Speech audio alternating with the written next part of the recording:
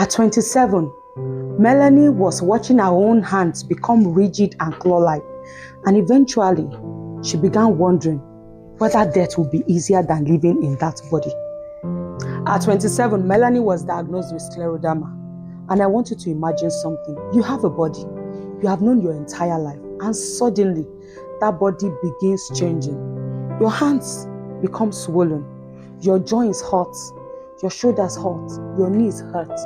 And in her own words, she described the pain as being everywhere. And Melanie wasn't just anybody. She worked as an assistant to a professor at Harvard University, and she could type with an extraordinary speed. And suddenly, her hands began to become rigid, stiff, almost claw-like. She felt as though she was losing control of her own life, and the pain became unbearable, in her own words. In fact, she was contemplating medically assisted suicide. And here's where our story gets interesting. Because initially, doctors believed her symptoms looked like rheumatoid arthritis. So she was given inflammatory drugs and she was treated accordingly. Unfortunately, the relief they expected her to get, in fact, her condition got worse. Melanie became increasingly hopeless. But according to the account I read in Dr. Gabor Mate's book, there was something else about Melanie's story that our doctors didn't ask about. Our doctors knew her diagnosis, but did they know her story?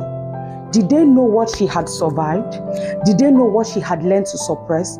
Did they know what life had required of her and she had become?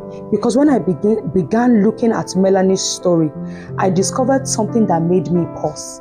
Her illness didn't begin the day she walked into the doctor's office. There was a whole life before the diagnosis.